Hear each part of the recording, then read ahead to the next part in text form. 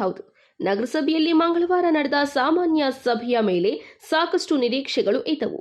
ನಗರಾಡಳಿತದ ಬಗ್ಗೆ ಕಳೆದ ಒಂದೆರಡು ತಿಂಗಳಿನಿಂದ ಆಡಳಿತ ಪಕ್ಷದ ಸದಸ್ಯರೇ ಬೇಸರ ವ್ಯಕ್ತಪಡಿಸಿದ್ದಲ್ಲದೆ ಸುದ್ದಿಗೋಷ್ಠಿ ನಡೆಸಿ ಅಧ್ಯಕ್ಷರಿಗೆ ಇರಿಸುಮುರುಸು ಉಂಟು ಮಾಡಿದರು. ಇಷ್ಟಕ್ಕೆ ಸುಮ್ಮನಾಗದೆ ಈ ಸಾಮಾನ್ಯ ಸಭೆ ನಡೆಸಲಿಲ್ಲ ಎಂದರೆ ನಗರಸಭೆಗೆ ಮುತ್ತಿಗೆ ಹಾಕುವ ಎಚ್ಚರಿಕೆಯನ್ನ ಸಹ ರವಾನೆ ಮಾಡಿದ್ರು.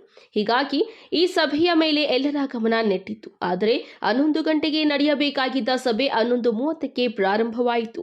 ಒಮ್ಮೆ ಕರೆಂಟ್ ಕೈಕೊಟ್ಟರೆ ಇನ್ನೊಮ್ಮೆ ಧ್ವನಿವರ್ಧಕ ಕೈಕೊಡುತ್ತಾ ಸಭೆಯಲ್ಲಿ ಯಾರು ಏನು ಮಾತನಾಡುತ್ತಿದ್ದಾರೆ ಎಂಬುದೇ ತಿಳಿಯದಾಗಿತ್ತು. ಹಾಗೋ ಹೀಗೋ ಸಭೆ ಆರಂಭವಾದರೆ ವಿಷಯ ಸೂಚಿಯನ್ನ ಬಿಟ್ಟು ಹಿಂದಿನ ಸಭೆಯ ವಿಚಾರಗಳಿಗೆ ಒತ್ತು ನೀಡಿದ್ದರಿಂದ ಊಟದ ಸಮಯದವರೆಗೆ ಇದೇ ಮುಂದುವರೆದಿತ್ತು. ಈ ನಡುವೆ ಕೆಲ ಸದಸ್ಯರು ರಸ್ತೆ ಇಲ್ಲ, ಒಳಚರಂಡಿ ಅವೈಜ್ಞಾನಿಕವಾಗಿದೆ, ಕಾಲುವೆ ಚರಂಡಿ ದುರಸ್ತಿಯಾಗಿಲ್ಲ, ಜಕ್ಕಲ ಮಡುಕು ಜಲಾಶಯದ ನೀರು ಮತ್ತು ವಿದ್ಯುತ್ ಅಕ್ರಮ ಬಳಕೆಯಾಗುತ್ತಿದೆ, ಸತ್ಯಸಾಯಿ ಆಸ್ಪತ್ರೆಗೆ ನೀರು ಒದಗಿಸಬೇಕು, ಹೀಗೆ ಸಾಮಾನ್ಯ ಸಭೆಯ ಚರ್ಚೆಯನ್ನ ವಿಷಯ ಸೂಚಿಗೆ ಅನುಗುಣವಾಗಿ ನಡೆಸದೆ ಮನಬಂದಂತೆ ಮುಂದುವರೆಸಿದ್ದು ವಿಶೇಷವಾಗಿತ್ತು.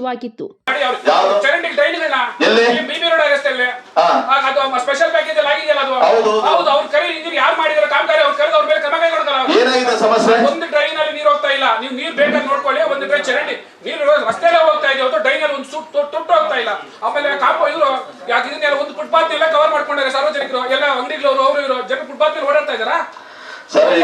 ಒಬ್ಬ ಪಾದಾಚಾರಿಗಳು ಫುಟ್ಪಾತ್ ಮೇಲೆ ಓಡಾಡ್ತಾ ಇದಾರಾ? ಈಗ ಫುಟ್ಪಾತ್ ಮೇಲೆ ಏನಾಗಿದೆ, ನಾವು 2-3 ಬಾರಿ ಸಭೆಗಳು ಮಾಡಿ ಏನು ಫುಟ್ಪಾತ್ ಸಭೆ ಮಾಡಿ ಆಗಲ್ಲ. ಸುಮ್ಮನೆ ನೀವು ಕೈಗೊಂಡ್ರೆ ಕಾಮಗಾರಿ ಏನು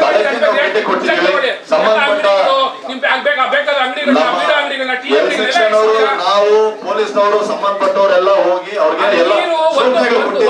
ಮಳೆ ನೀರು ಒಂದು ತಿಟ್ಟಲ್ಲೇ ಚರಂಡಿಯಲ್ಲಿ ಹೋಗ್ತಾ ಇದೆಯಾ? ಹೋಗ್ಲಿ. ಆ ಚರಂಡಿ ಕ್ಲೀನ್ ಮಾಡಿದೆ ನೋಡಿದ್ರೆ ನಗರದಲ್ಲಿ ಪ್ರತಿನಿತ್ಯ ಇಂಜಿನಿಯರ್ ಸಾಹೇಬ್ರೆ ಒಬ್ಬ ಡ್ರೈನ್ ಮಾಡಿದೆ, ಒಬ್ಬ ಕಾಮಗಾರಿ ಇಂಜಿನಿಯರ್ ಮೇಲೆ ನೋಡಿ ವಿಚಾರ ಮಾತಾಡುವಾಗ ಇಂಥ ರಸ್ತೆ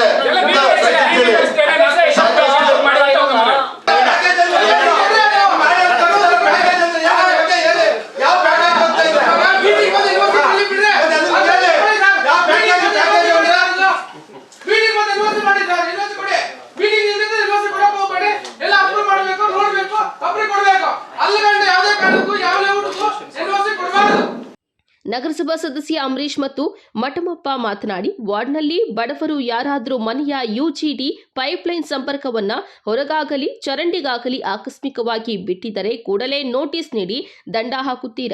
ಆದರೆ ಶ್ರೀಮಂತರು ರಾಜಕಾಲುವೆಗೆ ನೇರವಾಗಿ ಯುಜಿಡಿ ಸಂಪರ್ಕದ ಪೈಪನ್ನ ರಾಜಾರೋಷವಾಗಿ ಬಿಟ್ಟಿದ್ದಾರೆ. ನಗರಾಡಳಿತ ಯಾಕೆ ಕ್ರಮ ವಹಿಸದೆ ಮೌನಕ್ಕೆ ಶರಣಾಗಿದೆ?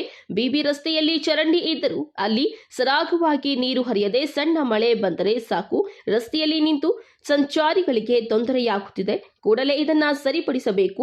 ಬಡವನಿಗೆ ಒಂದು ನ್ಯಾಯ, ಶ್ರೀಮಂತನಿಗೊಂದು ನ್ಯಾಯ ಅಂತ ಇರಬಾರದು ಎಂದು ಒತ್ತಾಯಿಸಿದ್ದಾರೆ. ಎಲ್ಲರೂ ಕೂಡ ಯುಜಿಡಿಯಲ್ಲಿ ಟೋಟಲ್ ಟ್ರಿಪ್ಲ್ ಫೇಲ್ಯೂರ್ ಆಗಿದೆ, ಅದರಲ್ಲಿ ಎರಡೇ ಮಾತಿಲ್ಲ. ಸುಮ್ಮನೆ ನಾವು ಹೇಳ್ಕೋಬಹುದು, ಇವಾಗ ನಾನು ಒಬ್ಬ ಸದಸ್ಯನಾಗಿದ್ದೀನಿ, ಇಲ್ಲ ಆಗ್ತಾ ಇದೆ, ಇದರಲ್ಲಿ ಸತ್ಯ ಇದೆ. ಇರ್ತಕ್ಕಂಥ ಸಮಸ್ಯೆ ಇದು ಏನು ವಿಶೇಷವಾಗಿ ಏನಾದ್ರೂ ನಾವು ಒಂದು ಪ್ಯಾಕೇಜ್ ಮಾಡ್ಕೊಂಡು ಪರಿಹಾರ ಆಗುತ್ತೆ. ಯಾಕಂದ್ರೆ ಇಲ್ಲ ಅಂದ್ರೆ ಈ 8ನೇ ವಾರ್ಡ್ 9ನೇ ವಾರ್ಡ್ ಏನಿದ್ದಾರೆ ಆ ಭಾಗದಲ್ಲಿ ನಿವಾಸಿಗಳು ಹಾಕ್ಬಿಟ್ರೆ ಅಟ್ಲೀಸ್ಟ್ ಆಗ್ತಕ್ಕಂಥ, ಯಾಕಂದ್ರೆ ವಾರ್ಡ್ಗಳಲ್ಲಿ ಜನರ ಕೈಯಲ್ಲಿ ಎಲ್ಲೋ ಒಂದ್ ಕಡೆ ಯುಜಿಡಿ ಆದಾಗ ನಮ್ಮೂರು ಸಕ್ಸಸ್ ಆಗಿತ್ತು. ಈಗ ಪಾಪ್ಯುಲೇಷನ್ ಜಾಸ್ತಿ ಆಗಿದೆ, ನೀರು ಹರಿಯಂತ ಜಾಸ್ತಿ ಆಗಿದೆ, ಮತ್ತೆ ಎಲ್ಲಾ ಮ್ಯಾನುವಲ್ಸ್ ಅಲ್ಲೂ ಶಿಲ್ಟ್ ಜಾಸ್ತಿ ಫಾರ್ಮೇಶನ್ ಆಗ್ತಾ ಇದೆ. ಅದು ಅಂತ ತೆಗಿತಾನೆ ಇದ್ದಾರೆ, ಇನ್ನ ಹೆಚ್ಚು ಪ್ರಮಾಣದ ತೆಗೆದಬೇಕು. ಈಗ ಈ ಯುಜಿಡಿ ಪ್ಲಾನ್ ಇದ್ರಲ್ಲೇ ಎಷ್ಟು 4 ಕೋಟಿ ಏನೋ ಬಂದಿದೆ ಅಂತ ಹೇಳ್ಬಿಟ್ಟು ಇತ್ತಲ್ಲ ಮಾಹಿತಿ. ಈಗ ಇದನ್ನ ಈ ಪ್ಲಾಂಟ್ ಇವಾಗ ಯಾವ್ದು ಸರ್ವೆ ನಂಬರ್ 16ರಲ್ಲಿ ಅದನ್ನೆಲ್ಲ ಮಾಡಿ ಎಲ್ಲರೂ ಕೂಡ ಇಷ್ಟು ಕೋಟಿ ಅಂತ ಹೇಳ್ಬಿಟ್ಟು ನಿಗದಿ ಆಗಿದೆಯಲ್ಲ, ಅದನ್ನ 30 ಕೋಟಿ ಬಂದಿರೋದು STP ಆಗಿ ಉಳಿದಿದ್ದು ಹಣ ನಗರದಲ್ಲಿ ನಾವು ಸೇರಿಸ್ಕೊಬೇಕಂತ ಹೇಳಿ ಇರೋದು. STPಗೆ ಜಿಲ್ಲಾಧಿಕಾರಿಗಳಿಗೆ ಮಂತ್ರಿಗಳಿಗೆ ಸಾಕಷ್ಟು ಬಾರಿ ನಾವು ಮನವಿ ಮಾಡ್ಕೊಂಡಿದ್ದೀವಿ. ಮತ್ತೆ ನಮ್ಮ ಡಿಪಾರ್ಟ್ಮೆಂಟ್ ಅವರು ಒಂದು ಸ್ಥಳೀಯ ಪರಿಶೀಲನೆ ಸುಮಾರು 5-6 ಬಾರಿ ಕೂಡ ಆಗಿದೆ. ಎಲ್ಲ ಒಂದು ಫೈನಲ್ ಹಂತಕ್ಕೆ ಬಂದಿದೆ. ಜಾಗ ನಮ್ಗೆ ಮುಂದಾಗಿ ತಕ್ಷಣ ಕಾಮಗಾರಿ ಶುರು ಆಗುತ್ತೆ, ಇಂಪ್ಲಿಮೆಂಟ್ ಆಗಿ ಅಂತ ನಾನು ಹೇಳ್ತಾ ಇದ್ದೀನಿ ಅಷ್ಟೇ. ಕ್ಯಾಮರಾಮನ್ ಪ್ರವೀಣ್ ಜೊತೆ ಕಳವಾರ ಅರುಣ್, MMTV ನ್ಯೂಸ್, ಚಿಕ್ಕಬಳ್ಳಾಪುರ.